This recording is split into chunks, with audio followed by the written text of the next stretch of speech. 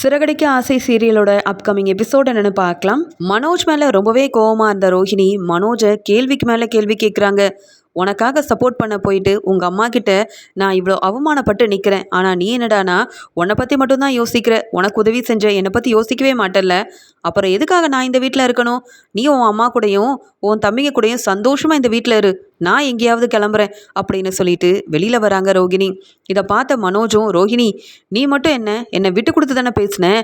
நான் நல்லா படிச்சிருக்கேன், படிப்பு மட்டும்தான் இருக்குது, திறமை இல்லை, புத்திசாலித்தனம் இல்லை அப்படின்னு என்னெல்லாம் பேசினேன். அதனால் இந்த மீனா முத்துன்னு எல்லாரும் என்னை பார்த்து எவ்வளோ சிரிச்சாங்க தெரியுமா? அவ்வளோ அவமானமாக இருந்தது. என்னை பற்றி பேசினதெல்லாம் உனக்கு பெருசாக தெரியல. ஆனால் எங்கள் அம்மா உன்னை திட்டினது மட்டும்தான் உனக்கு பெருசாக தெரியுதான்னு கேட்க, உங்கள் அம்மா என்னை பலார்னு எல்லாரும் முன்னாடியும் அந்த மாதிரி வெளுத்து வாங்கினாங்களே, நான் எவ்வளோ அவமானப்பட்டு நின்றுப்பேன். அதுவும் அந்த மீனா என்ன பேச்சு பேசுவாங்க எப்பயுமே. இனி இந்த வீட்டில் யாராவது என்னை மதிப்பாங்களா? இல்லை மதிப்பும் மரியாதையும் கொடுப்பாங்களா? உன் தம்பிங்க 2 பேரும் என்னை பற்றி என்ன நினைப்பாங்க? இதை பற்றியுமே யோசிக்காமல் நீயும் உன் அம்மாவும் சேர்ந்துக்கிட்டு எவ்வளோதான் இந்த குடும்பத்தில் உங்களுக்கு நான் நல்லது செஞ்சாலும் அவமானப்படுத்திக்கிட்டே தானே இருக்கீங்க. இனி நீ என் முகத்திலேயே முழிக்காத மனோஜ். உனக்கெல்லாம் நல்லது செய்யணும்னு நினச்சேன் பார்த்தியா? என்ன சொல்லணும்? அதனால தான் இவ்வளோ தலை குனிஞ்சு நின்றுருக்கேன். ஜீவா உண்மையை சொன்ன உடனே, ஆமாம்மா நானும் ரோஹிணியும் சேர்ந்து தான் இந்த முடிவெடுத்தோம் அப்படின்னு சொல்லியிருந்தா நான் உன்னை ரொம்ப சந்தோஷமாக பாராட்டியிருப்பேன். ஆனால் பிரச்சனைன்னு வந்த உடனே நீ மட்டும் தப்பிக்கணும்னு சொல்லி என்னை வசமாக மாட்டி விட்டு என்னை எல்லார் முன்னாடியும் தலைகுனிய வச்சுட்டேன். உன் கூட வாழ்கிறதுக்கு நான் தனியாகவே இருந்திருக்கலாம் அப்படின்னு கோவமாக பேசிட்டு ரோஹிணி உடனே அங்கேருந்து கிளம்பிடுறாங்க. இன்னொரு பக்கம் விஜயா ரோஹிணி மேலே ரொம்பவே கோவமாக இருக்கிறதால அண்ணாமலை கிட்ட சொல்கிறாங்க, பார்த்தீங்களாங்க இந்த ரோஹிணியை தலையில் தூக்கி வச்சு கொண்டாடின அந்த மீனா முத்துன்னு எல்லாரும் முன்னாடியும் என்னை எவ்வளோ அவமானப்படுத்திட்டான்னுட்டு. மீனாலாம் என்னை மதிப்பாளாங்க? இந்த ரோஹிணி என்னடானா எப்போ பார்த்தாலும் வீட்டுக்கு ஏதாவது தேவைன்னா என் அப்பா பணம் அனுப்புனாரு, என் மாமா பணம் அனுப்புனாருன்னு என்னை ரொம்ப நம்ப வச்சுட்டாங்க. ஆனால் இவ இப்படி ஏமாத்துவான்னு கொஞ்சம் கூட நினைக்கவே இல்லை அப்படின்னு அண்ணாமலை கிட்ட சொல்லும்போது அண்ணாமலை சொல்கிறாங்க, ஏன் விஜயா ரோஹிணி மட்டுமா உன்னை ஏமாத்திருக்கா? மனோஜும் தான் ரோஹிணி கூட சேர்ந்துக்கிட்டு உன்னை ஏமாத்திருக்கான். ஆனால் என்ன, நீ உன் பையனுக்கு சப்போர்ட் பண்ணி ரோஹிணியை வெளுத்து வாங்கிட்ட. இதில் தப்புன்னு பார்த்தா மனோஜும் ரோஹிணியும் சேர்ந்து தான் இதை செஞ்சுருக்காங்க. என்னதான் ரோஹிணி இந்த பணத்தை பிஸ்னஸ்க்காக செலவு செய்யலான்னு சொல்லியிருந்தாலும் உன் பையன் உன்கிட்டையாவது இந்த உண்மையை சொல்லியிருக்கலாம்ல. என் பணத்தை செலவு செய்ய ரோஹிணிக்கும் மனோஜுக்கும் முதல்ல யார் உரிமை கொடுத்தது? தப்பு செஞ்சது மனோஜும் ரோஹிணியும் சேர்ந்து தான். ஆனால் நீ ரோஹிணியை தான் எல்லாரும் முன்னாடி வெளுத்து வாங்கி அவமானப்படுத்தின. இதுலேயே தெரியல இன்னும் உன் பையன் என்ன தப்பு செஞ்சாலும் அவனுக்கு தான் நீ சப்போர்ட் பண்ணிட்டு இருக்கேன்னுட்டு. என்ன சொல்கிறது, நீயும் உன் பையனும் திருந்தவே மாட்டீங்க அப்படின்னு அண்ணாமலை ரொம்பவே கோவமாக பேசிகிட்டு இருக்க. உடனே விஜயா சொல்கிறாங்க, நான் இங்கே இருந்தா எனக்கு என்னென்னவோ தோணுதுங்க. இந்த ரோஹிணியை போய் நம்பிட்டேன் பாருங்க. நான் முதல்ல என் ஃப்ரெண்டு பார்வதியை போய் பார்த்துட்டு வரேன் அப்படின்னு சொல்லிட்டு பார்வதியை பார்க்கறதுக்காக கிளம்பிடுறாங்க விஜயா. பார்வதி வீட்டுக்கு விஜயா ரொம்பவே கோவமாக வரதை பார்த்துட்டு பார்வதி கேட்குறாங்க, என்னாச்சு விஜயா, ஏன் இவ்வளோ சோகமாக இருக்க? கோவமாகவும் இருக்க மாதிரி இருக்குது. என்னாச்சு, எதுவும் வீட்டில் பிரச்சனையான்னு கேட்க, என்னன்னு சொல்கிறது பார்வதி, அந்த ரோஹிணியை நம்பி நான் ஏமாந்து போயிட்டேன் பார்வதின்னு சொல்ல, என்ன சொல்கிற? ஓ மருமக ரோஹிணி பணக்காரின்றதுக்காக தானே மனோஜுக்கே கல்யாணம் பண்ணி வச்சேன். இப்போ ரோஹிணி எந்த விஷயத்தில் உன்னை ஏமாத்துட்டான் அப்படின்னு கேட்க, அதான் பார்வதி, அந்த ரோஹிணி அவங்க அப்பா கிட்டேருந்து பணத்தெல்லாம் வாங்கி மனோஜுக்கு 30 லட்ச ரூபாயில் பெரிய கடையெல்லாம் வச்சு கொடுத்ததா நாம் இத்தனை நாள் நம்பிட்டு இருந்தோம்ல, அது எல்லாமே உண்மை இல்லை, பொய் தான். அந்த பணம் எங்கேருந்து வந்தது தெரியுமா? என் வீட்டுக்காரரோட பணம் தான். 27 லட்ச ரூபாயை மனோஜ் யார்கிட்டயோ கொண்டு போய் ஏமாந்து நின்னானே, அந்த பொண்ணு ஜீவா மொத்த பணத்தையும் ரோஹிணிக்கிட்டையும் மனோஜ்கிட்டையும் வட்டியோட திருப்பி கொடுத்துருக்கா. 30 லட்ச ரூபா பணத்தை திருப்பி கொடுத்துருக்கா. ஆனால் இந்த உண்மையை மனோஜ் ரோஹிணி சேர்ந்து மறைச்சிருக்காங்க. இந்த பணத்தை வச்சு தான் மனோஜ் பிஸ்னஸ் எல்லாம் ஆரம்பிச்சிருக்கான். ஆனால் அந்த ரோஹிணி என்கிட்ட ரொம்ப பொய் சொல்லிட்டா. அப்பாவோட பணம், இது எங்கள் அப்பா அனுப்பின பணம்னு அந்த பேச்சு பேசி ஏமாத்திருக்கா. என் வீட்டுக்காரரோட பணத்தை எடுத்து செலவு செய்கிறதுக்கு இந்த ரோஹிணிக்கு முதல்ல யார் உரிமையை கொடுத்தது? அது என் பணம், எனக்கு வர வேண்டிய பணம். ரோஹிணியை எல்லார் முன்னாடி வெளுத்து வாங்கிட்டேன். பலார்னு அவளை நல்லா வெளுத்து வாங்கி அவமானப்படுத்திட்டேன். எனக்கு அவ்வளோ கோபம். இருந்தாலும் இந்த ரோஹிணி என்னெல்லாம் சொன்னா தெரியுமா? மனோஜ் நல்லா படிச்சிருக்கான், ஆனால் அவன் ஒன்றும் பெரிய புத்திசாலி இல்லை, திறமைசாலி இல்லை, அவனுக்கு நீங்கள் எந்த உதவியும் செய்யவும் இல்லை. மனோஜ் பிஸ்னஸ் ஆரம்பிக்கிறோன்னு சொன்னப்போ நீங்கள் இந்த வீடை வித்தாவது அவனுக்கு பிஸ்னஸ்க்கு பணம் கொடுத்துருக்கணும். அப்படி எதுவுமே நீங்கள் செய்யலை. அதனால்தான் இந்த ஜீவா மூலமாக கிடைச்ச பணத்தை மனோஜுக்கு நான் பிஸ்னஸ் ஆரம்பித்து கொடுத்தேன் அப்படின்னு எதுவுமே நான் மனோஜுக்கு செய்யாத மாதிரியும் என்னவோ இந்த ரோஹிணி மட்டும்தான் மனோஜுக்கு நல்லது செஞ்ச மாதிரியும் என்னையே ரொம்பவே எதிர்த்து பேசிட்டா. தாங்க முடியாமல் ரோஹிணியை நல்லா வெளுத்து வாங்கிட்டேன். இனி இந்த ரோஹிணியை நான் நம்புறதாவே இல்லை. அவள் என்னை கொஞ்சம் கொஞ்சமாக ஏமாற்ற ஆரம்பிச்சிட்டா. முதல்ல பார்லரோட பேரை மாற்றினா, இப்போ என்னடானா மனோஜுக்கு உதவி செய்கிறேன்னு சொல்லி ஏன் வீட்டுக்காரரோட பணம் கிடைச்சிருந்தும் உண்மையை மறைச்சி இவ்வளோ வீண் செலவு செஞ்சுருக்கா அப்படின்ற உண்மையை பார்வதி கிட்ட சொல்ல, இதை கேட்ட பார்வதியும், என்ன விஜயா சொல்கிற? ரோஹிணியா? ஓ மருமக ரோஹிணியா உனக்கு தெரியாம இவ்வளோ பெரிய உண்மையெல்லாம் மறைச்சிருக்கா? என்னாலேயே நம்ப முடியலையே அப்படின்ற மாதிரி சொல்றாங்க. உன் குடும்பத்து மேல மீனாவுக்கு எவ்வளோ அக்கறை இருக்கோ அதே மாதிரி தான் ரோஹிணியும் குடும்பத்தில் எந்த பிரச்சனையும் வரக்கூடாதுன்னு உன் குடும்பத்துக்கே தெரியாம நிறைய உங்களுக்கெல்லாம் உதவி செஞ்சுட்டு தான் இருக்கா. அது மட்டும் இல்லாமல் ரோஹிணி இப்படி செஞ்சிருக்கானா கண்டிப்பாக ஏதாவது ஒரு காரணம் இருக்கும் விஜயா. நீ கோவப்படாமல் யோசிச்சு பாரு. என்னதான் இருந்தாலும் உன் மருமக ரோஹிணி பெரிய பணக்கார வீட்டு பொண்ணு. நீ இப்படி எல்லாரும் முன்னாடி அவமானப்படுத்தினதால ஏதாவது ஒரு முடிவு எடுத்துட்டா அப்புறம் அதை மனோஜாலையும் உன்னாலையும் தாங்கிக்க முடியுமான்னு கேட்க, நான் அதை பற்றிலாம் யோசிக்க போகிறதில்ல. இனி அந்த ரோஹிணி வீட்டில் இருந்தாலும் சரி இல்லாமல் இருந்தாலும் சரி என் வீட்டுக்காரரோட பணம் எனக்கு வந்தாகணும். அப்படி இல்லைன்னா நானே ரோஹிணியை வீட்டை விட்டு வெளியில் போக சொல்லிடுவேன். இப்போ வரைக்கும் அவங்க அப்பா மாமான்னு பெருசாக யாரும் வந்து எங்களை பார்த்ததும் இல்லை. ஏன் ஃபோனில் கூட நான் யாருக்கிட்டையும் பேசினதில்லை. அவ்வளோ நம்பிக்கையாக இருந்தேன் ரோஹிணி மேலே. என் மற்ற பசங்களை விட ரோஹிணி மேலேயும் மனோஜ் மேலேயும் தான் அவ்வளோ நம்பிக்கையாக வச்சுருந்தேன். அதெல்லாம் ஒன்றும் இல்லாமல் செஞ்சுட்டா. இனி அந்த ரோஹிணியை நான் நம்புறதாவே இல்லை. சீக்கிரமாகவே ரோஹிணியோட அப்பா வெளியில் வரணும். அவள் மாமா கிட்டேயும் நான் ஃபோனில் பேசி ஆகணும். மாமாவை வர வைக்கணும். உண்மையாகவே இந்த ரோஹிணிக்கு அப்பா மாமான்னு எல்லாரும் பெரிய பிஸ்னஸ் மேனாக மலேசியாவில் இருக்காங்களா இல்லையான்னு முதல்ல என்ன ஏதுன்ற உண்மையை தெரிஞ்சுக்கணும். இதெல்லாம் மனோஜோட கல்யாணத்துக்கு முன்னாடியே நான் விசாரிச்சிருந்தா இப்படி நான் அவமானப்பட்டு நின்றுக்கவே மாட்டேன் பார்வதி அப்படின்னு சொல்லிட்டு, ஆமாம் பார்வதி, உன் மூலமாக தானே ரோஹிணியை எனக்கு தெரியும். ரோஹிணியோட அப்பா மாமா அவங்க சொந்தக்காரங்களை பற்றி உனக்கு ஏதாவது தெரியுமான்னு கேட்க, எனக்கெல்லாம் எதுவும் தெரியாது. ஆனாலும் நீ வேணா தெரிஞ்சவங்க கிட்டே கேட்டு விசாரிச்சுக்கோ. இல்லை ரோஹிணிக்கிட்டேயே சொல்லி அவங்க சொந்தக்காரங்களை வீட்டுக்கு வர சொல்லு. மற்றபடி இந்த ரோஹிணியை பற்றிலாம் பெருசாக எனக்கு தெரியாது. நல்ல வேலை செய்வா, நல்ல சம்பாதிக்கிற பொண்ணு, கை நிறைய சம்பாதிப்பா. இதெல்லாம் மட்டும்தான் ரோஹிணியை பற்றி எனக்கு தெரியும் அப்படின்னு பார்வதியும் விஜயாவும் ரோஹிணியை பற்றி பேசிகிட்டு இருக்காங்க. இன்னொரு பக்கம் ரோஹிணி ரொம்பவே கோவமாக பார்லருக்கு போகாமல் தன்னுடைய ஃப்ரெண்டு வித்யாவை பார்க்கறதுக்காக அங்கே வீட்டுக்கு போயிடுறாங்க. வித்யாவும் ரோஹிணி கிட்ட, என்ன ரோஹிணி இவ்வளோ நேரமாகியும் என்ன எதுனே சொல்லாமல் அழுதுட்ருக்கேன்னு கேட்க, வீட்டில் நடந்த எல்லாத்தையுமே சொல்கிறாங்க. அந்த மனோஜை நம்பினதே பெரிய தப்பு. மனோஜை நான் கல்யாணம் பண்ணியிருக்கவே கூடாது. அவனுக்கு நான் உதவி செய்ய போய் எல்லார் முன்னாடி அவமானப்பட்டு நின்னேன். என் அத்தை என்னை வெளுத்து வாங்கிட்டாங்க அப்படின்னு நடந்த எல்லாத்தையுமே சொல்ல, உடனே வித்யா சொல்கிறாங்க, ரோஹிணி கொஞ்சம் யோசிச்சு பாரு. நீ ஒன்றும் பெரிய தப்பு பண்ணலை. மனோஜுக்காக தான் மனோஜோட அப்பா பணத்தை நீ கடை வைக்கிறதுக்காக பயன்படுத்தின. அதை தெரிஞ்சே உங்கள் அத்தை இப்படி வெளுத்து வாங்கியிருக்காங்க. இதுலேயும் உனக்கு ஏற்கனவே கல்யாணமாகி ஒரு பையன் வேற இருக்கான். உனக்கு அப்பா மாமான்னு யாரும் மலேசியாவில் இல்லை. உங்கள் அம்மாவும் உன் பையன் கூட பக்கத்து ஊரில் தான் இருக்கிறாங்க. அப்படின்ற உண்மையெல்லாம் உன் அத்தைக்கு தெரிஞ்சா உன் நிலைமை என்ன ஆகணும் கொஞ்சமாவது யோசிச்சு பார்த்தியா? இதுக்கு தான் அப்போவே சொன்னேன், ஒன்று மனோஜை கூட்டிகிட்டு தனி கொடுத்தன போயிரு. இந்த வீட்டில் இருந்தால் முத்து மீனாவால் உனக்கு பிரச்சனைக்கு மேலே பிரச்சனை தான் வரும்னு. இப்போ பார்த்தியா முத்துவால் ஜீவா வீட்டுக்கு வந்து உனக்கு எவ்வளோ பெரிய பிரச்சனை வந்திருக்குன்னுட்டு. பேசாமல் நான் சொல்கிறத கேளு. ஒன்று உண்மையை உன் வீட்டில் உள்ள எல்லாருக்கிட்டேயும் சொல்லி மன்னிப்பு கேட்டுரு. அப்படி இல்லைன்னா மனோஜை கூட்டிகிட்டு இதுதான் சரியான சமயம்னு தனி கொடுத்தன போயிரு. அத்தை அவமானப்படுத்திட்டாங்க. இனியும் இந்த வீட்டில் நான் இருக்க மாட்டேன்னு பெரிய பிரச்சனை செய். தனி கொடுத்தன போயிட்டேன்னா மனோஜ் கூட நீ நிம்மதியாக தனியாக வாழலாம். இந்த முத்துவும் மீனாவும் உன் வழிக்கு வரமாட்டாங்க. இப்படியே இந்த வீட்டை விட்டு போகாமல் நீ பாட்டுக்கு முத்து மீனா தான் வீட்டை விட்டு போகணும்னு பெரிய பெரிய திட்டத்தெல்லாம் போட்டுட்டு இருந்தனா முத்துவாலையும் மீனாவாலையும் நீ ஒவ்வொரு நாளும் உங்கள் அத்தைக்கிட்ட அவமானப்பட்டு தான் நிற்க போகிற. இதுக்கு மேலேயும் என்னால் உனக்கு எந்த ஒரு உதவியும் செய்யவே முடியாது அப்படின்னு வித்யா சொன்னதை ரோஹிணி யோசித்து பார்க்குறாங்க. உடனே ரோஹிணியும், நீ சொல்கிறதும் சரியாக தான் வித்யா இருக்குது. இன்னமும் அந்த வீட்டில் இருந்தால் கண்டிப்பாக மீனா முத்து என்னை ரொம்ப அவமானப்படுத்துவாங்க. என்னை பார்க்குறப்பெல்லாம் அவங்க பார்த்து சிரிக்க ஆரம்பிச்சிருவாங்க. அப்படி எதுக்கு அந்த வீட்டில் இருக்கணும்? என் அத்தை கேட்டப்பெல்லாம் பணம் கொடுத்துருக்கேன்.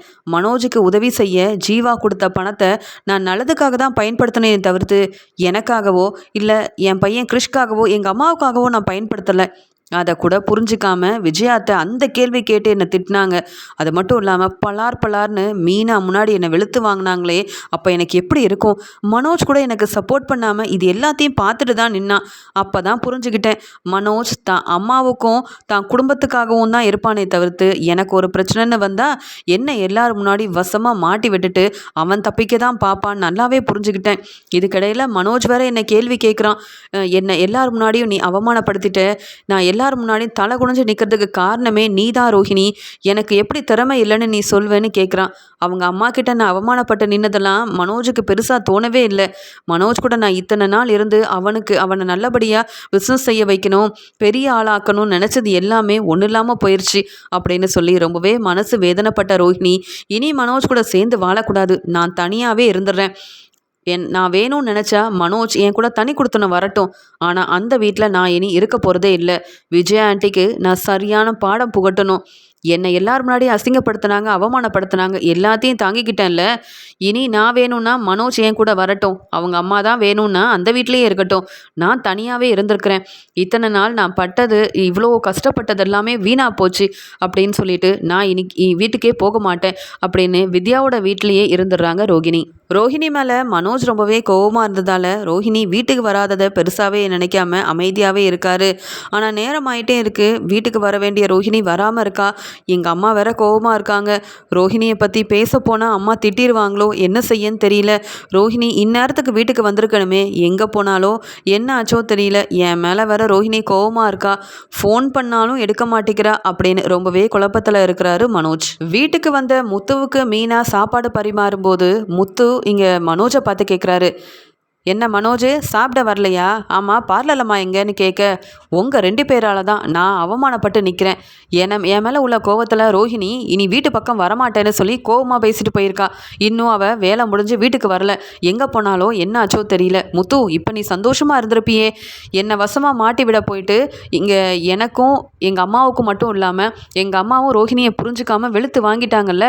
ரோஹிணி அந்த கோவத்தில் இப்போ எங்கே போயிருக்கான்னு கூட தெரியல, இன்னும் வீட்டுக்கு வரல அப்படின்னு முத்துவை ரொம்பவே கோவமாக பேசுகிறாங்க மனோஜ். அதுக்குடனே மீனா சொல்கிறாங்க, நீங்கள் செஞ்சதெல்லாம் தப்பு தானே? அண்ணாமலை மாமாவோட பணத்தை எடுத்து செலவு செஞ்சால் கேள்வி கேட்க மாட்டாங்களா?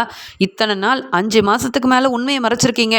என்னவோ எந்த தப்புமே செய்யாத மாதிரி என் வீட்டுக்காரர் மேலே தான் தப்பு இருக்க மாதிரி பேசுகிறீங்க. அதெல்லாம் ரோஹிணி வந்துருவாங்க. ஏங்க நீங்கள் அமைதியாக சாப்பிடுங்க, உங்கள் அண்ணன்கிட்ட எதுக்குங்க இன்னும் அதை பற்றியே பேசிகிட்டு இருக்கீங்க அப்படின்னு மீனா இங்கே முத்துவை சாப்பிட வைக்கிறாங்க. மனோஜ் தன்னுடைய ரூமுக்கு போயிட்டு ரோஹிணிக்கு ஃபோன் பண்ணி பார்க்குறாரு. ஆனால் ரோஹிணி ஃபோனை எடுக்காமே ஆஃப் பண்ணி வச்சிடுறாங்க. இதை பார்த்துட்டு மனோஜ் ரொம்பவே பயந்து போயிடுறாரு. ரோஹிணி ரொம்பவே கோவமாக போனாலே என்னாச்சோன்னு தெரியலையேன்னுட்டு உடனே விஜயா கிட்ட போய் சொல்கிறாங்க, அம்மா நீங்கள் ரோஹிணி மேலே ரொம்ப கோவமாக இருக்கீங்கன்னு தெரியுமா, ஆனால் ரோஹிணி இப்போ வரைக்கும் வீட்டுக்கு வரல, ரொம்ப கோவமாக பேசிட்டு போனாமா, என்னாச்சுன்னு தெரியலம்மா, அப்படி எனக்கு ரொம்ப பயமாக இருக்குமா அப்படின்னு சொல்லும்போது அதுக்கு இங்கே விஜயா மனோஜை திட்டுறாங்க. டே மனோஜ், ரோஹிணியை பற்றி மட்டும் என்கிட்ட பேசாத, எனக்கு அவளை நினச்சாலே அவ்வளோ கோவம் வருது. குடும்பத்தையே ஏமாத்திருக்கா, அவளுக்கு போய் நீ சப்போர்ட் பண்ணிகிட்டு இருக்க. அவள் வேற எங்கடா போயிட போகிறா? அந்த ரோஹிணிக்கு என்ன பக்கத்து ஊரில் அம்மா வீடாக இருக்குது, கோவப்பட்டுட்டு அங்கே போயிருக்கிறதுக்கு? போகணுன்னா மலேசியாவுக்கு தானே போகணும். அப்படி போனாலும் பரவாயில்ல, அவள் சொந்தக்காரங்கெல்லாம் இனி இந்த வீட்டுக்கு வந்தாதான் ரோஹிணியை நான் என் மருமகளாகவே ஏற்றுப்பேன். ரோஹிணியை நம்பி நான் ஏமாந்த வரைக்கும் போதும். அவள் எப்படியும் இந்த வீட்டுக்கு தானே வந்தாகணும், அப்புறமா நான் ரோஹிணி கிட்ட பேசிக்கிறேன், நீ கவலைப்படாமல் நீ உட்காந்து சாப்பிடு அப்படின்னு இங்கே விஜயா சொல்கிறாங்க. ரோஹிணி வரலன உடனே இங்கே மனோஜும் என்ன செய்யனே தெரியாமல் வேற வழி இல்லாமல் விஜயா சொன்னதால் நல்லா சாப்பிட்றாரு, நல்லா ரெஸ்ட் எடுக்கிறாரு. அது மட்டும் இல்லாமல் காலையிலையும் பார்க்க இங்கே வித்யாவோட வீட்லேயே ரோஹிணி இருந்துடுறாங்க. அது மட்டும் இல்லாமல் அங்கேருந்தே பார்லருக்கெலாம் கிளம்பி போயிடுறாங்க. இனி விஜயா அத்தையும் மனோஜும் என்கிட்ட மன்னிப்பு கேட்டு அந்த வீட்டுக்கு வர சொன்னாலும் நான் கண்டிப்பாக அங்கே போகிறதாவே இல்லை வித்யா, நான் கிளம்புறேன், பார்லரில் நிறைய வேலை இருக்குன்னு சொல்லிட்டு கிளம்பிடுறாங்க. மனோஜும் ரோஹிணியை தெரிஞ்ச இடத்துலலாம் போய் தேடிட்டு அப்புறமா பார்லரில் வந்து பார்க்குறாரு. ரோஹிணி வேலை செஞ்சிட்டு இருக்காங்க. ரோஹிணியை பார்த்த மனோஜும், என்ன ரோஹிணி நீ வீட்டுக்கு வராமல் இருந்துட்ட, அது மட்டும் இல்லாமல் பார்லரில் வந்து இருக்கிறே ரோஹிணி, நம்ம வீட்டுக்கு வா அப்படின்னு கூப்பிடும்போது, ஏது என் வீடு, நான் எதுக்கு அங்கே வரணும்? உன் அம்மா நேற்று என்னை அவ்வளோ அவமானப்படுத்தினாங்க, உங்கள் அம்மா பக்கத்தில் இருந்து எனக்கு என்ன சப்போர்ட் பண்ணிட்டா இருந்த, உன் அம்மா பேசுனதெல்லாம் சரின்ற மாதிரி அமைதியாக தானே இருந்த மனோஜ், நீ எப்பயுமே உன்னை பற்றி தான் யோசிப்பேன்றதை நான் நல்லா புரிஞ்சுக்கிட்டேன். அந்த வீட்டுக்கு நான் வந்து அவமானப்பட முடியாது. நான் இனி உன்னை நம்பி அங்கே வரதாவும் இல்லை. நான் தனியாகவே இருந்துக்கிறேன். எனக்குன்னு பார்லர் இருக்குது, அதில் நல்ல வருமானமும் வருது. நான் யாரை நம்பியும் இருக்க வேண்டிய அவசியம் இல்லை. ஆனால் நீ அப்படி இல்லை மனோஜ். நீங்கள் எவ்வளவோ படிச்சிருந்தாலும் எல்லார்கிட்டேயும் ஏமாந்துட்டு தான் நிற்ப. நான் மட்டும் இல்லைன்னு வையேன், உனக்கு வாழ்க்கையே இல்லை. அதை முதல்ல தெரிஞ்சுக்கோ. உன் வீட்டில் உள்ள உன் அம்மா அப்பா யாரும் உனக்கு எந்த உதவியும் செய்ய மாட்டாங்க. உன்னை பற்றி தெரிஞ்சிருந்தும் உன்னை கல்யாணம் பண்ணிக்கிட்டு உன்னை ஒரு நல்ல நிலைமைக்கு கொண்டு போய் காமிக்கணும்னு நினச்சேன்ல, அதுதான் நான் செஞ்ச பெரிய தப்பு. நீ கிளம்பு, உன்னை நம்பி நான் வர முடியாது. அதுவும் அந்த வீட்டுக்கு நான் வரவே மாட்டேன் அப்படின்னு தன்னுடைய முடிவை சொல்லிடுறாங்க ரோகிணி. உடனே மனோஜும், ரோஹிணி நான் செஞ்சது பெரிய தப்பாகவே இருந்தாலும் நீ என்னை மன்னிக்க கூடாதா? நீ கூட தான் மீனா, முத்து, ரவி, ஸ்ருதின்னு எல்லாரும் முன்னாடி என்னை அவமானப்படுத்தி பேசினேன். நிறைய படிச்சிருக்க மனோஜுக்கு எந்த திறமையும் இல்லைன்னு சொன்னேன். அந்த ஜீவா பேசின மாதிரியே நீயும் பேசி என்னை அவமானப்படுத்தினியே, அந்த கோவத்தில் தான் அம்மா உன்னை வெளுத்து வாங்கும்போது கூட அமைதியாகவே இருந்துட்டேன். அதெல்லாம் தப்புன்னு எனக்கு புரிஞ்சிருச்சு. நீ இல்லாமல் அந்த வீட்டில் என்னால் இருக்க முடியல ரோஹிணி. அம்மா இன்னும் உன் மேலே கோவமாக இருக்காங்க. ஆனால் நீ இல்லாமல் என்னால் எந்த வேலையும் செய்ய முடியல. வா ரோஹிணி அப்படின்னு சொல்கிறாங்க. அதுக்கு ரோஹிணியும், நான் வேணும்னு நீ நினச்சேன்னா நம்ம இனி அந்த வீட்டில் இருக்க வேண்டாம் மனோஜ். எங்கேயாவது வீடை வாடகைக்கு எடுத்து தனி கொடுத்துன்னு போயிடலாம். அப்போ தான் நிம்மதியாக இருக்க முடியும். உன் அம்மா கொஞ்சம் கொஞ்சமாக என் மேலே இருக்கிற மதிப்பும் மரியாதையும் இல்லாமல் ரொம்ப அவமானப்படுத்த ஆரம்பிப்பாங்க. அதெல்லாம் பார்த்துக்கிட்டும் தாங்கிக்கிட்டும் என்னால் அங்கே இருக்க முடியாது. என்னை உங்கள் அம்மா ரொம்ப திட்டாங்க, அவமானப்படுத்திட்டாங்க. அதுவும் அந்த மீனா முகத்தை கூட என்னால் பார்க்க முடியாது. படிக்காத அந்த மீனா முன்னாடி உங்கள் அம்மா என்னை என்ன கேள்வி கேட்டு என்னை எவ்வளோ அவமானப்படுத்துனாங்க. மறுபடியும் அந்த வீட்டுக்கு வந்தால் யாரும் என்னை மதிக்க மாட்டாங்க. அதனால தான் அந்த வீட்டுக்கு நான் வரக்கூடாதுன்ற முடிவில் இருக்கேன். ஏன் மனோஜ், நீ ஏன் உங்கள் அம்மா பேச்சை கேட்டுக்கிட்டு என்னை விட்டு கொடுத்துருவ தானே அப்படின்னு சொல்ல, இல்லை ரோஹிணி, நான் அம்மா கிட்ட பேசி புரிய வைக்கிறேன். நீ முதல்ல வீட்டுக்கு வா அப்படின்னு சொல்லி ரோஹிணியை சமாதானப்படுத்தி மறுபடியும் வீட்டுக்கு கூட்டிகிட்டு போகிறாரு மனோஜ். ரோஹிணியும் மனோஜும் அங்கே பேசிக்கிட்டே வீட்டுக்குள்ளே வர அங்கே இருந்த விஜயாவும் அண்ணாமலையும் இதை பார்க்குறாங்க. உடனே விஜயா ரோஹிணியை கூப்பிட்டு, ஏய் ரோஹிணி நில்லு. என்ன நீ பாட்டுக்கு வீட்டுக்கு வர? நேத்தெல்லாம் எங்கே போயிருந்த? கோவமா வீட்டுக்கு வராமல் இருந்தா எதுவுமே சொல்ல வேண்டான்னு பார்த்தியா? நீ எங்கே போயிட்டு வரேன்னு சொல்லு அப்படின்னு கேட்குறாங்க. அத்தை, நான் எங்கேயும் போகல, என் ஃப்ரெண்டு வீட்டில் தான் இருந்தேன். அது மட்டும் இல்லாமல் இந்த வீட்டு பக்கமே வரக்கூடாதுன்னு இருந்தேன். என்னை புரிஞ்சுக்காம நீங்களும் எல்லாரும் முன்னாடி என்னை அவமானப்படுத்திட்டீங்களே அத்தை. அப்படி என்ன பெரிய தப்பு நான் பண்ணிட்டேன் அப்படின்னு ரோஹிணி கேள்வி கேட்குறாங்க. அதுக்கு விஜயாவும், என்னை எதிர்த்து பேசுகிற அளவு உனக்கு ரொம்ப திமிராயிருச்சு. இப்போ பார்லரோட ஓனராக இருக்கேன்னா அதுக்கு காரணம் நான். உன் அப்பா மாமான்னு யாரும் பணம் கொடுத்து அந்த பார்லரில் வைக்கிறதுக்கு உனக்கு எந்த உதவியும் செய்யலை. நான் தான் வீட்டு பத்திரத்தை யாருக்கும் தெரியாமல் அடமானம் வச்சு இந்த பார்லரில் உனக்குன்னு ஏற்படுத்தி கொடுத்தேன். ஆனால் நீ என்னடானா என்னையே எதிர்த்து பேசுகிற, எனக்கு தெரியாமல் நிறைய உண்மையை மறைக்கிற. கேட்டால் உங்கள் பையனுக்கு நீங்கள் உதவி செய்யலை, அதான் இந்த உதவியை நான் செஞ்சேன்னு சொல்கிற. என்ன நினச்சிட்டு இருக்க நீ? உன்னை இத்தனை நாள் நான் நம்பினது பெரிய தப்புன்னு எனக்கு நல்லாவே புரிய வந்துருச்சு. நீ எதிர்த்து பேசிகிட்டு இருந்தன்னா அவ்வளவுதான். உன்னை நான் மருமகளாக ஏற்றுக்கிறதாவே இல்லை. புரிஞ்சு நடந்துக்கோ, இல்லைனா நீயும் மனோஜும் பேசாமல் இந்த வீட்டை விட்டு வெளியில் போயிருங்க அப்படின்னு சொல்லிடுறாங்க விஜயா. இதை கேட்ட ரோஹிணியும், நானும் அதே முடிவில் தான் இருக்கேன் அத்தை. ஏன்னா என்ன அவமானப்படுத்திட்டீங்க. அதுவும் அந்த மீனா முத்து எல்லார் முன்னாடியும் என்ன பேச்சு பேசி என்ன வெளுத்து வாங்கினீங்களே, எனக்கு எப்படி இருந்திருக்கும். நான் இப்போவும் சொல்கிறேன், உங்கள் பையனுக்கு உதவி செய்ய தான் அண்ணாமலை அங்கிளோட பணத்தை எடுத்து நான் செலவு செஞ்சேனே தவிர்த்து ஏன் பார்லருக்காகவோ எனக்காகவோ அதிலிருந்து எந்த பணத்தையும் நான் பயன்படுத்தவே இல்லை. அது புரிஞ்சுக்காம நீங்கள் இப்படி பேசுகிறதுக்கெல்லாம் நான் பதில் சொல்ல வேண்டிய அவசியமும் இல்லை. இந்த வீட்டுக்கு நான் வரக்கூடாதுன்ற முடிவில் தான் இருந்தேன். மனோஜ் தான் என்னை கூட்டிகிட்டு வந்தார். நீங்கள் என்னை புரிஞ்சுக்க மாட்டீங்கன்னா பரவாயில்ல, நான் தனியாகவே இருந்துக்கிறேன். இப்படி அவமானப்பட்டு இந்த வீட்டில் இருக்க வேண்டிய அவசியம் எனக்கு இல்லை. உங்கள் பையன் மனோஜ் நான் தான் வேணும்னு நான் வேலை பார்க்குற இடத்துல வந்து என்கிட்ட மன்னிப்பு கேட்டு தான் இந்த வீட்டில் கூட்டிகிட்டு வந்தார். இந்த வீட்டுக்கே என்னை கூட்டிகிட்டு வந்தார். அப்படி நான் இந்த வீட்டில் இருக்கக்கூடாதுன்னு நினச்சிக்கின்னா மனோஜ், நான் வேணும்னா நீ இப்போவே என் கூட கிளம்பி வா. நீ வேலை பார்க்கலனாலும் நான் உன்னை நல்லபடியாக பார்த்துக்கிறேன். ஆனால் இந்த முத்து மீனா உங்கள் அம்மானு எல்லாரும் அவமானப்படுத்துகிற இடத்துல நான் இனிமேல் இருக்க முடியாது அப்படின்னு ரோஹிணி தன்னுடைய முடிவை சொல்லும்போது அதுக்குடனே அண்ணாமலையும், என்னம்மா ரோஹிணி என்ன பேசிகிட்டு இருக்க? இந்த வீட்டோட மூத்த மருமக, கொஞ்சம் பொறுப்பாக நடந்துப்பேன்னு பார்த்தா இப்படி குடும்பத்தை பிரிக்க நினைக்கிறியேம்மா. அதுவும் மனோஜை கூட்டிகிட்டு தனி கொடுத்துன்னு போகணும்னு சொல்கிற. நீங்கள் 2 பேரும் செஞ்ச வேலைக்கு உங்களை நாங்கள் மன்னிச்சிருக்க கூடாது. நாங்கள் தான்மா உங்களை வீட்டை விட்டு வெளியில் அனுப்பணும். என்னவோ நீ தப்பு செய்யாத மாதிரி தனி கொடுத்தன போறேன்னு சொல்ற, இதெல்லாம் சரியாமா அப்படின்னு அண்ணாமலை கேட்கும்போது உடனே விஜயாவுக்கு என்ன பதில் பேசனே தெரியல. இந்த ரோஹிணி ரொம்ப திமிரா பேசுகிறா. அது மட்டும் இல்லாமல் என் பையனை கூட்டிகிட்டு தனி கொடுத்தனம் போகணுன்ற முடிவில் தான் இப்படியெல்லாம் நடந்துட்டு இருக்காளோ அப்படின்னு சொல்லிட்டு ரோஹிணியை ரொம்பவே கோவமாக முறைச்சிக்கிட்டே விஜயா கேட்குறாங்க. நீ வேணும்னா தனியாக போ. என் பையன் மனசை மாற்றி இப்படிப்பட்ட தப்பை செய்ய வச்சதே நீதானே. பணம் கிடைச்ச உடனே இந்த பணத்தை உங்கள் அப்பாக்கிட்டேயும் உங்கள் அம்மாக்கிட்டேயும் தர வேண்டான்னு ஐடியா கொடுத்தது நீதானே. அப்போ என் பையன் தப்பு செய்யலை, நீ தான் தப்பு செஞ்சுருக்க. நீ வேணும்னா வெளியில் போ. அது என்ன என் பையனை கூட்டிகிட்டு போகிறது? மனோஜை எப்படி பார்த்துக்கணுன்னு எனக்கு தெரியும். அவனுக்கு தேவையானதெல்லாம் அவனுக்கு உதவி செஞ்சதே நான் தான். உன்னை மனோஜுக்கு கல்யாணம் பண்ணி வச்சதும் நான் தான். ஆனால் நீ என்னடானா என்னை எதிர்த்து பேசிகிட்டு இருக்கல்ல. வேணும்னா மனோஜை விட்டுட்டு நீ தனியாக எங்கே வேணாலும் போய் இருந்துக்கோ. ஆனால் மனோஜை கூட்டிகிட்டு தண்ணி கொடுத்தன போகலான்னு நினச்சேன்னு அவ்வளவுதான். இதுக்கு மேலேயும் நான் பொறுமையாக இருப்பேன்னு மட்டும் நினைக்காத அப்படின்னு ரோஹிணியை வெளுத்து வாங்குறாங்க விஜயா. இதெல்லாம் பார்த்துட்டு இருந்த ரோஹிணி சொல்கிறாங்க, பாத்தியா மனோஜ், இப்பயும் ரொம்ப அமைதியாக இருக்க. இதுக்காக தான் என்னை வீட்டுக்கு கூட்டிகிட்டு வந்தியா? வரமாட்டேன்னு சொன்னேன்ல. உங்கள் அம்மா முகத்தில் முழிக்கவே மாட்டேன்னு சொன்னப்ப அதெல்லாம் புரிஞ்சுக்காமல் கூட்டிகிட்டு வந்த. உங்கள் அம்மா பேசுகிற பேச்சுக்கு பதில் பேசாமல் நிற்கிறியேன்னு கேட்க அதுக்குடனே மனோஜும் சொல்கிறாங்க, ஆமாம்மா, ரோஹிணி எந்த தப்பும் செய்யலை. எனக்காக தானம்மா ரோஹிணி உதவி செஞ்சா. அவளை நீங்கள் இப்படிலாம் செஞ்சது ரொம்ப தப்புமா.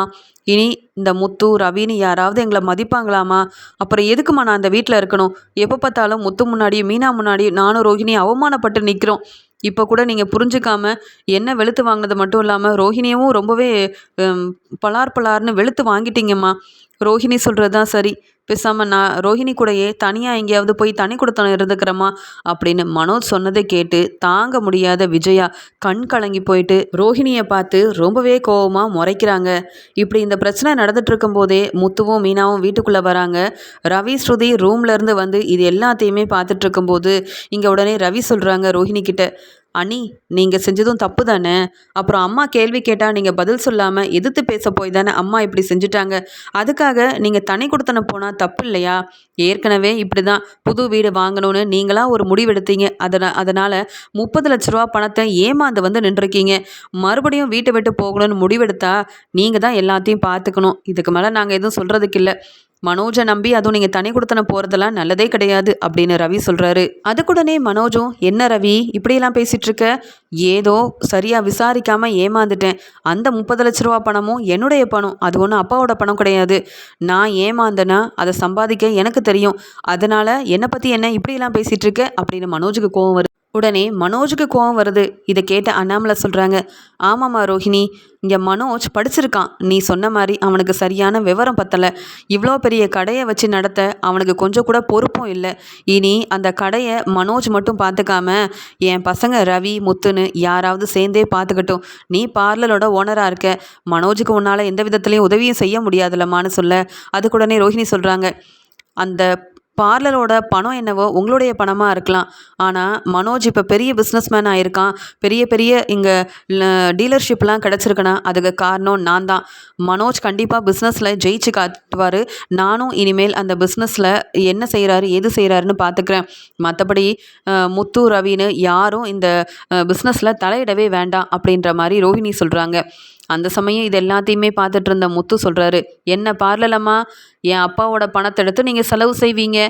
உங்களுக்கு மட்டும் மதிப்பும் மரியாதையும் கிடைக்கணும், பெரிய ஆள் ஆகணும்னு சொல்லி அப்பாவோட பணத்தை எடுத்து தனியாகவே பெரிய கடையெல்லாம் நீங்கள் ஏற்பாடு பண்ணுவீங்க. டீலர்ஷிப்பெல்லாம் எங்கள் மூலமாக கிடைக்கும். நல்ல லாபம் எடுப்பீங்க. 10 லட்சம் 20 லட்சம்னு கிடைக்கும். அந்த பணத்தையும் எங்களுக்கு தரமாட்டீங்க. குடும்பத்துக்குன்னு எந்த செலவும் செய்ய மாட்டீங்க. இப்படி புது வீடு வாங்க போகிறேன்னு பணத்தெல்லாம் கொடுத்து ஏமாந்து வந்து நிற்பீங்க. அதுக்கும் நாங்கள் பார்த்துட்டு எல்லாமே அமைதியாக இருக்கணும்ல. என் அப்பாவோட பணம் 30 லட்ச ரூபா பணத்தை எங்கள் அப்பாவுக்கு நீங்கள் தரலன்னா நீங்கள் கண்டிப்பாக அந்த கடையோட ஓனராக மனோஜும் இருக்க முடியாது, நீங்களும் இருக்க முடியாது. எங்கள் அம்மா அந்த வீட்டு பத்திரத்தை வச்சு கொடுத்து உங்களுக்கு இந்த பார்லரெல்லாம் வச்சு கொடுத்தாங்க. என்ன தான் அந்த பணத்தை நீங்கள் திருப்பி கொடுத்துருந்தாலும் எங்கள் அம்மா இல்லைன்னா இப்போ நீங்கள் பார்லரோட ஓனராக இருக்க முடியாது பார்லலம்மா. அதே மாதிரி தான் ஏன் அப்பாவோட பணம் 27 லட்ச ரூபாய்க்கு வட்டியோட 30 லட்சமாக விஜிவா கிட்டேருந்து வாங்கினீங்களே, அந்த பணமும் உங்களுக்கு கிடைக்காம இருந்திருந்தா இப்போ மனோஜும் இந்த பெரிய பிஸ்னஸ் மேனாக இருக்க முடியாது, கடையோட ஓனராக இருக்க முடியாது.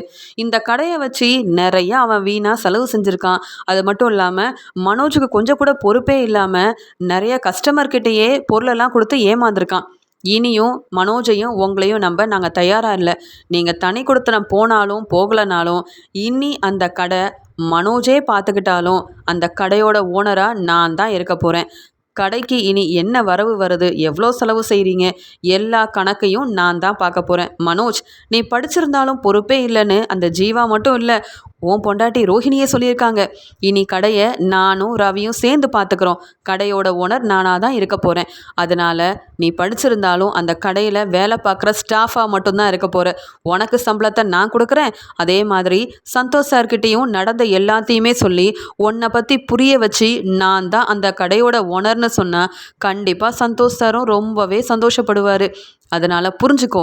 இனி சீக்கிரமாகவே பணத்தை கொடுத்துட்டு அந்த கடையோட ஓனராக நீ ஆயிக்கலாம். அப்படி அப்பாவோட பணத்தை நீ கொடுக்கலனா என்றைக்குமே அந்த கடையில் நீ ஓனராக இருக்க முடியாது. அந்த கடையில் வெறும் ஸ்டாஃபாக தான் வேலை பார்க்க முடியும். உன் கடையோட ஓனர் நான் தான் அப்படின்னு முத்து தன்னுடைய முடிவை சொல்ல, இதை கேட்ட ரோஹிணி ரொம்பவே கோவத்தில் இங்கே முத்துவை பார்த்து முறைக்கிறாங்க. உடனே ரோஹிணி சொல்கிறாங்க மனோஜ் கிட்ட, பார்த்தீங்கல்ல நீங்கள் செஞ்ச ஒரு வேலையால் உங்களுக்கு நான் உதவி செய்ய போயிட்டு எல்லாரும் முன்னாடி அவமானப்பட்டு நின்னோம். இப்போ கடையோட ஓனர் முத்துவான். உன் அப்பாவும் அம்மாவும் இதை கேட்டு அமைதியாக இருக்காங்க. உங்களுக்கு யாரும் சப்போர்ட் பண்ண மாட்டாங்க மனோஜ். பேசாமல் தனி கொடுத்தன போனால் தான் நம்மளுக்கும் நிம்மதியாக இருக்கும், நல்லது. நீ இனி அந்த கடைக்கு ஓனரே இல்லைன்னு தெரிஞ்சிருந்தோம் உன் கூட வாழ தான் நான் ஆசைப்படுறேன் மனோஜ். பேசாமல் வாங்க நம்ம தனி கொடுத்தன போயிடலாம் அப்படின்னு ரோஹிணி கூப்பிடுறாங்க. முத்து பேசின பேச்சால் இனி முத்து தான் தன்னுடைய கடைக்கு ஓனராக இருக்க போகிறாரு, நான் வெறும் ஸ்டாஃபாக தான் வேலை பார்க்கணுமா அப்படின்ற மாதிரி தெரிஞ்சுக்கிட்ட மனோஜ் வேறு வழியே இல்லாமல் முத்துவால் அவமானப்பட்டு ரோஹிணியை கூட்டிகிட்டு வீட்டிலேருந்து வெளியில் கிளம்பிடுறாரு. அப்பா நான் தனி கொடுத்தன போகிறேன்ப்பா, இனி இந்த வீட்டு பக்கமே வரமாட்டேன், நான் போதும் அவமானப்பட்ட வரைக்கும் போதும் அப்படின்னு கண் கலங்கிக்கிட்டே மனோஜும் ரோஹிணியும் வீட்டை விட்டு வெளியில் போகிறாங்க. உடனே அண்ணாமலை, முத்து நீ எடுத்த முடிவு தான் சரி முத்து, இனியும் மனோஜை நம்பி அந்த கடையெல்லாம் கொடுக்க முடியாது. நீ தான் இனி கடையோட ஓனராக இருந்து அந்த கடையை நல்லபடியாக நடத்தி பெரிய லாபம் எடுக்கணும். இந்த மனோஜ் எனக்கு மறுபடியும் 30 லட்ச ரூபா பணத்தை தருவான்ற நம்பிக்கை இல்லை. அப்படி பணத்தை தரலனா அவன் என்னைக்கும் இந்த கடையோட ஓனர் ஆகவே முடியாதுன்னு முத்து முடிவெடுத்ததாலையும் முத்து தான் இப்போ மனோஜ் கடையோட ஓனர்னு நினச்சி ரொம்பவே சந்தோஷப்படுறாரு அண்ணாமலை.